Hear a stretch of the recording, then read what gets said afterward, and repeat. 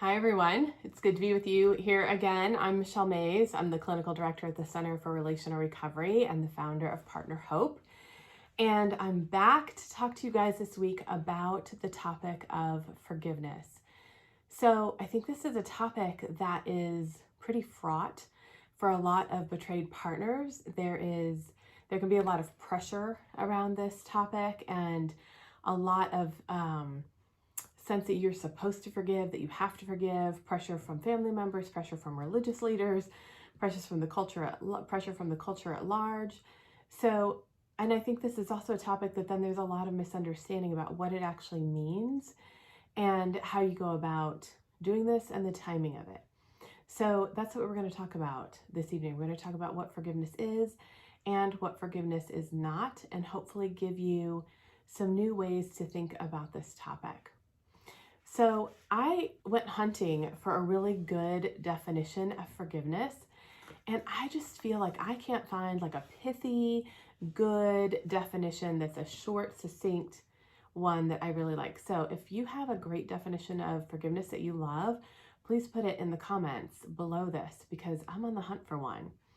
So I went looking, and basically I didn't find a great one, but what I did see is that most of the definitions of forgiveness out there talk about forgiveness in terms of releasing resentment. So releasing the resentment that you have toward the person who offended you in some way. And in our community, that means usually being cheated on. And also releasing the right to take vengeance on that person. So the right to like pay them back in some way for what they have done. So I think that's a good starting point for this topic. So we're going to kind of hold those two ideas in our mind as we talk about what forgiveness is and what forgiveness is not. But I hope to like deepen your thinking about this as we look at it. And sometimes I think the best place to start is what is it not? What is forgiveness not? And then we'll talk about what is it? What does it actually look like?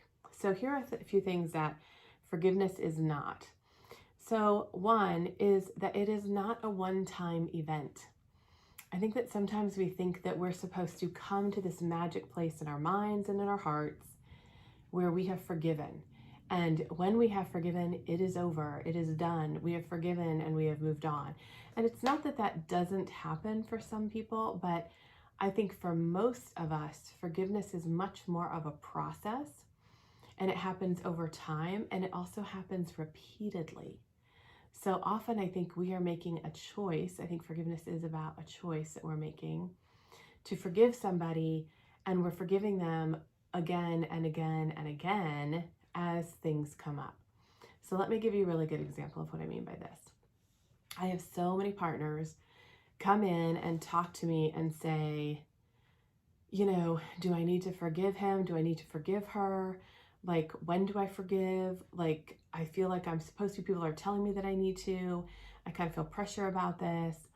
And one of the things that I will always say to them is I'll say to them, okay, well, let's think about what's happening in your life right now.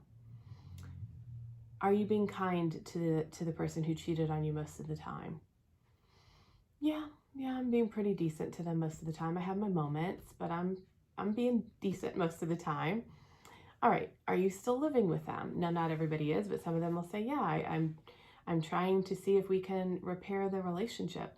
I'm trying to see if we can move forward. Or no, we've separated and we're going to divorce, but I'm hoping that we go through that process really well together and that we can co-parent well and have a decent co-parenting relationship down the road.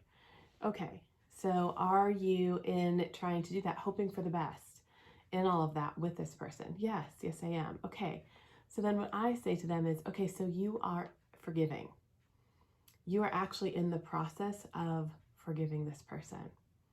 When someone has offended against you and someone has cheated on you, and you, every day that you show up in terms of trying to do things well in the relationship, move the relationship forward into a better space, whether that space is post-relationship like a divorce or whether that is repairing, everything you do, every time you are kind to the person who cheated on you, every time you talk to them with respect, and look at them with and honor their dignity as a person, you are showing them forgiveness.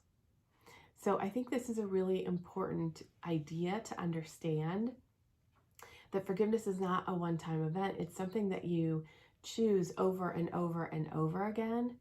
And it often changes how you deal with, speak to, think about, what you hope for. It affects your whole trajectory with this person. So I think for a lot of betrayed partners, when they hear that, it takes a lot of pressure off. And they're able to kind of look at what they're doing and see that, oh yeah, like I really am living out a process of forgiveness with this person. And it's really hard. So forgiveness is hard. That is one of the things that it is. And so it's hard to do that, but I am doing it. And so I hope that that helps you think about this idea a little differently and recognize the places where you are actually already in a process of forgiveness, even though maybe your heart and mind haven't totally caught up to that. So here is another thing that forgiveness is not. Forgiveness is not trust. So you can forgive a person. So you can decide, I'm going to release resentment toward this person. I'm going to let go of my right to have revenge or vengeance or make them pay for what they have done. But I still don't trust them. I still need to see from them behaviors that over time would allow me to begin to trust them again. So forgiveness and trust are separate issues. And forgiving someone does not rebuild trust. Trust is rebuilt through that other person laying down patterns of new behaviors that include transparency and full honesty and vulnerability over time. That's how trust gets rebuilt. So forgiveness and trust are separate things, and it's really important to hold them separately and to not think, okay, because I've forgiven this person, I have to trust them again, even if they maybe have not demonstrated to me behavior that says it's safe to trust them. So you want to hold those ideas separately because they're separate things. So another thing that forgiveness is not, is it is not the absence of anger or emotion about what has happened. So I think this is another stumbling block that people get caught on with forgiveness. And they think that if I've released resentment, if I've released vengeance, my right to vengeance or to pay back, I shouldn't have feelings about this anymore. If I've forgiven, I shouldn't still get angry about this.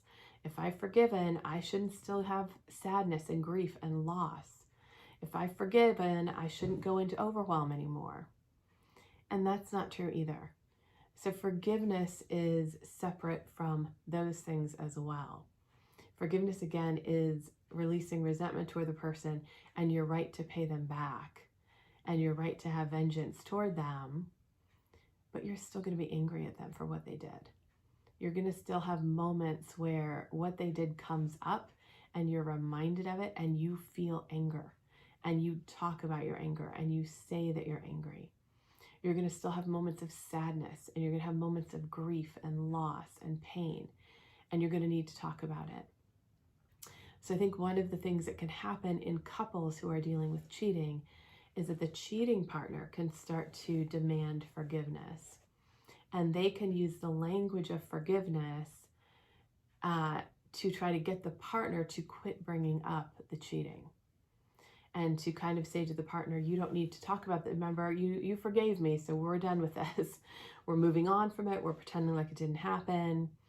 We're putting it in the past and we're going forward. That's not what forgiveness is.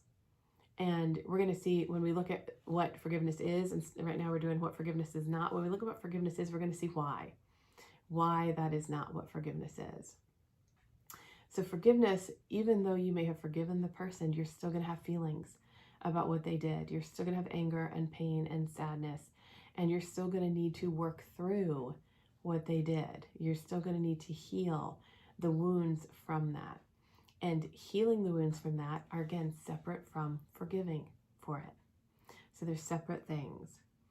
So here's another thing that forgiveness is not. It is not forgetting, and it is not rug sweeping. So, we hear the forgive and forget. And I think at this point we all know that forgiveness is not forgetting, that it doesn't mean that you just forget what happened or pretend that it didn't happen. And when we hold that definition of forgiveness, and we say, we look at forgiveness as forgetting what happened, sweeping it under a rug, we are really repressing what's going on inside of us around this issue, around the cheating, around the betrayal, around whatever happened. So it's really important to, instead of sweeping it under the rug, being able to be in awareness and face your feelings and feel your feelings and know what's happening. So again, I see couples use this idea of forgiveness as a way to try to move on and pretend like it didn't happen. And they use the language of forgiveness sometimes to try to avoid the hard work of repair. Because repair is really hard work.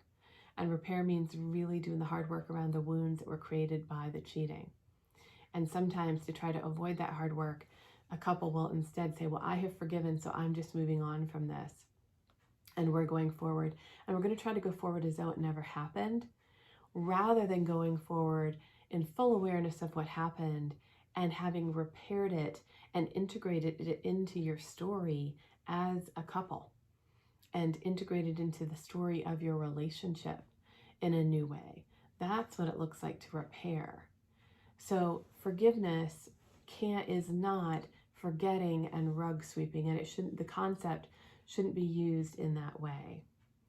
So another thing that forgiveness is it's not just about you.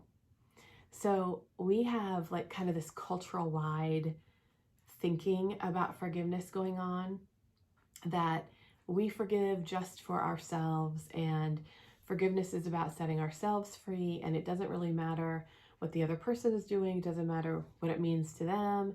Forgiveness is just about us.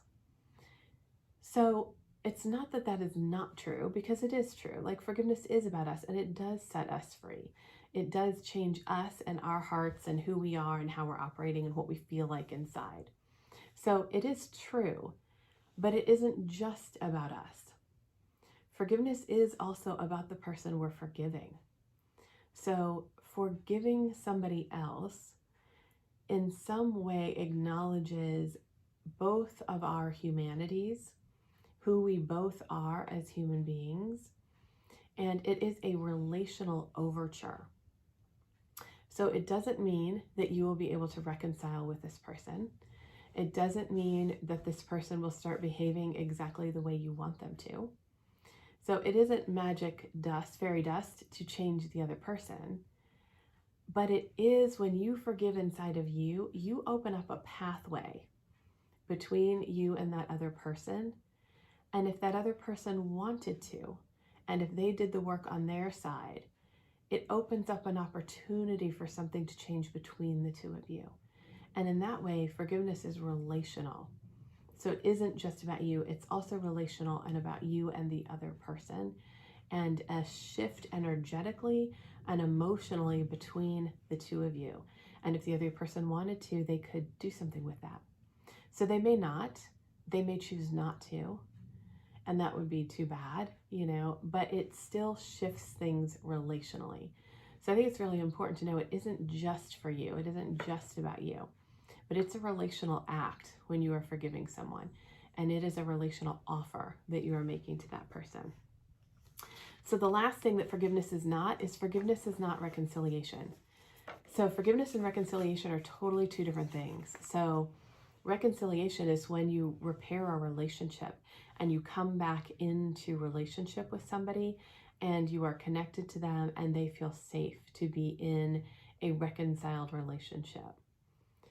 Forgiveness may not make that happen. Forgiveness may not make that possible. So you can forgive somebody and know this person remains unsafe for me to be reconciled to them. This person remains unsafe for me to be really bonded with them, close to them. I'm going to still need to have my boundaries in place with this person. I'm going to still need to operate a certain way with them because of their lack of safety. But I can still forgive them. And that still will change the relational dynamic between you and them, even if it doesn't mean reconciliation. So those are some things that forgiveness is not, okay?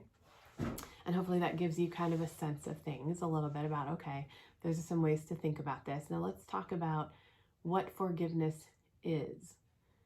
So the first thing I want us to think about with what it is that forgiveness is costly.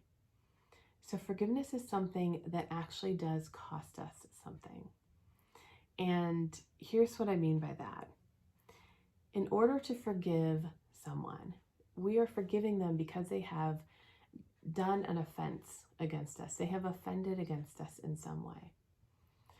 In order to forgive that person, we have to be willing to name and feel the full harm that has been done against us. We have to be willing to name and feel the full feelings, etc., of what has happened. Otherwise, we don't know for sure what we're forgiving. So in order to forgive something, you have to fully name the harm that's been done. And you have to feel your feelings about the harm that has been done. So this is very different than rug sweeping and forgetting and all of that. And that's why forgiveness is costly, is that we have to actually be in awareness and in our bodies and in our feelings about what has happened to us so that we know what we are forgiving and so that we are forgiving the fullness of the offense that's been done against us. So it also is costly because it involves us giving up our right to offend back. So when we forgive somebody, we really give up our right to revenge, to make them pay, to deliver consequences to them. And in some way, this is a releasing of ourselves as the person who's supposed to bring justice. So I always think revenge and payback and vengeance, those are really closely tied to our need to see justice done. And, betrayal is just unfair. At a fundamental level, it's just so unfair. So for betrayed partners, there's this real hunger for justice and to see justice be done. And then one way that we kind of seek that is we can go into these paying back or consequences or vengeance behaviors. So forgiveness is costly to us because it's something, when we do it, when we take this action and we make this internal shift, we're really giving up our right to be the person who delivers consequences or payback or brings justice. And we are trusting our higher power, the larger natural laws of the universe, to instead bring whatever justice is required around the offense. So it's costly in that way. It requires us to give up the right to that and to let go of the right to that. All right, so here's another thing that forgiveness is. Forgiveness is both individual and it's relational. So we talked about this a little bit, but I want you to think about it even more big picture. So it isn't just about you. We talked about the cultural idea that you just forgive for you and it releases you and that's all that it's about. I think it's so much bigger than that. And I think it's really important that we understand how much bigger than that it is. Because I think forgiveness is actually about how we're actually all doing life together on this planet. So forgiveness is relational in a way, and it has ramifications and it ripples out beyond just us. It ripples out to the person that we extend it to. It ripples out to our children who are watching and seeing what's happening.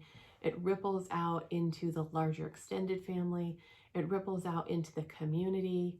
It ripples out into our country.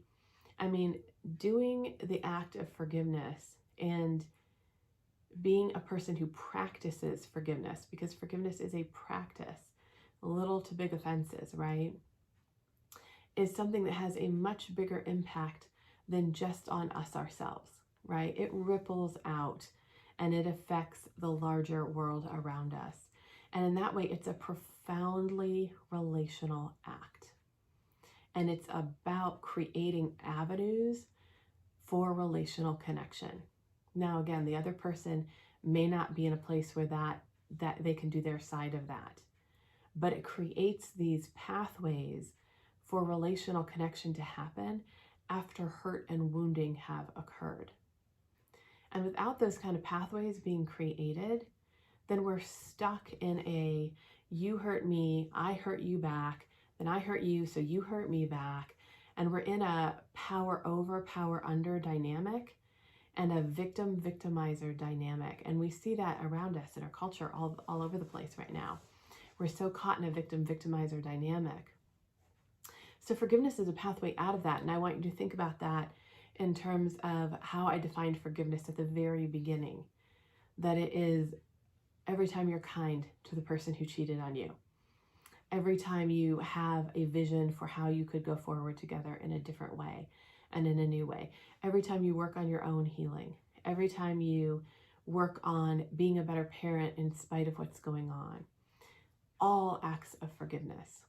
All part of walking out and living out the practice of forgiveness after being offended against. So it is much larger than you.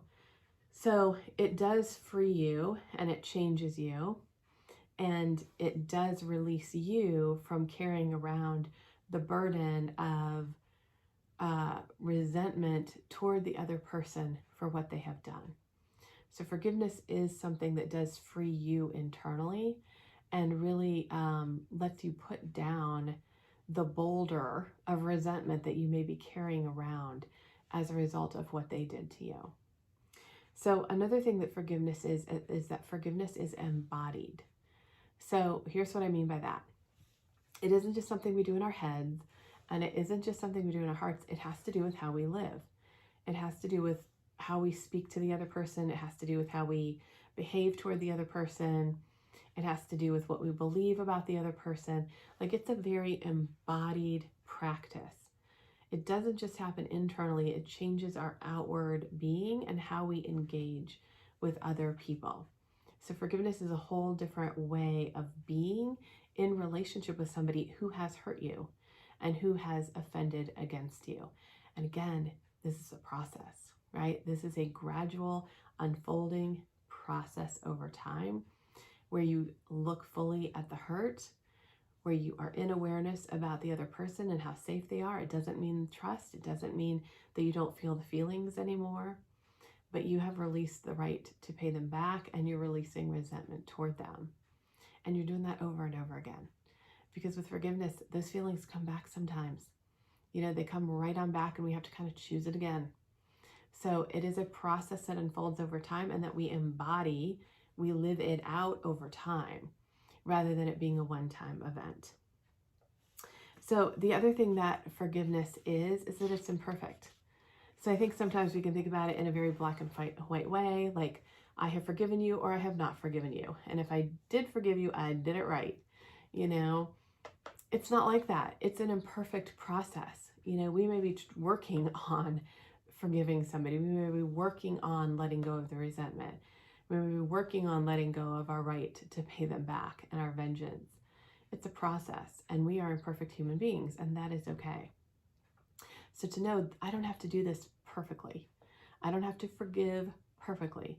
I don't have to figure it out today. I'm just going to do what I can today to operate as much as I'm able to out of forgiveness. And there may be a limit to that today. So it's letting yourself be in an imperfect and unfolding process. So the last thing that forgiveness does is that it creates a level playing field between us and the cheater. So when the cheating partner was cheating on you and lying to you about it, that person was one up in the relationship. Cheating and lying automatically means going one up because you now have information about the relationship that the other person doesn't have. And this other person is operating in the dark, so they are one down in the relationship. So what often happens is when the cheating is discovered, everything switches. And now the cheater is one down because they cheated and they got caught, and now they're kind of in the doghouse.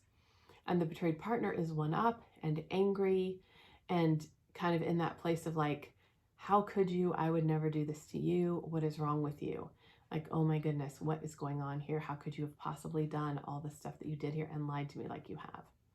So these positions can switch, and there can be this kind of back and forth between who's one up and who's one down and who's one up and who's one down. So the place that we want to be in life is we want to be here on a level playing field, right? We don't want to be one up and we don't want to be one down. We want to be like in this place of you have inherent worth and I have inherent worth. And we're both imperfect and we both have inherent worth. And we're on a level playing field with one another. So when you give up your right to vengeance and when you give up your resentment, what you actually do is you come out of a one down position. So you actually come back down to a level playing field, and you also move the cheating partner out of one down. So rather than saying to them, being one up on them, you come down here, and now there's this sense of we are both imperfect and we are both human and we both have inherent worth. Now, again, this does not mean, and therefore I excuse you of everything and I trust you. That's not what it means. It just means that you're able to be at a level playing field with one another and operate as though the other person has inherent worth, and not go one up on them when you're talking to them, when you're and how you behave, all of that. You still may not trust them. You still may be very angry with them. There still may be a lot of road to travel in terms of recovery and healing and repair.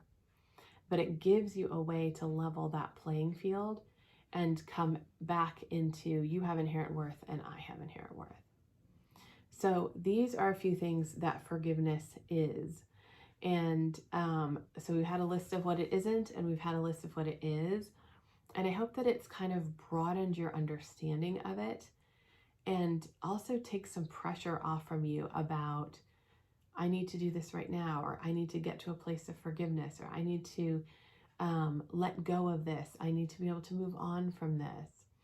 And instead lets you kind of bring forgiveness in much closer, because that, when you think about it that way, it's like a big idea that's out there that you have to somehow attain. So I hope that this helps you bring it in closer and helps you think about, like, in what way today did I operate from forgiveness? Or in what way today do I want to operate from forgiveness? And when you're doing it that way, it's not so much about a feeling inside of you as a choice that you're making about how you're going to be in light of the fact that you have been hurt and offended against by this other person, and how you're going to handle it, even though it is true that they did offend against you. So I hope it brings it in closer and makes it more manageable and more bite-sized, and something that you can think about in terms of how you live that out in your daily life, and that it's a process and that you are allowed to be in process with it. You do not have to do it perfectly. You're allowed to be in process with it and to grow into it and into your understanding of it. All right, so I also want to just say before I end here today that if you have not scheduled a call with us to join us in our Braving Hope program, and you've been thinking about it and you've been on the fence about it, I would encourage you to do that. We are having a great time in there, and I will say it is a little bit like betrayal trauma boot camp. I can't say that very fast, but it's a little bit like a boot camp. It's quite an intensive program. You do work really hard when you're in there, but I think it absolutely changes your entire understanding of what has happened to you and what the path out of it is. And if you felt stuck for a long time, or you felt like you're kind of going around in circles, this will help you kind of figure out what's the path. I really want to see betrayed partners not spend time going down these avenues that they often go down that waste their time, waste their money, waste their energy. We all have limited energy, right? We've got to use our energy in the right ways to help ourselves heal. So I think this program really helps people not go down those false paths and avoid a lot of those pitfalls, and really figure out, here's the direction and this is the direction I'm going, and I'm going to make a lot of choices to really change things and move myself toward freedom. So I hope if you haven't done a call with us and have been thinking about it, schedule a call and we'll get on the phone and we'll talk to you and we'll figure out if it's a good fit for you. If it's not a good fit, we'll help you figure out what is the right next thing for you to be doing and try to get you connected to the resources you need to do that. All right, I'll see you all next week.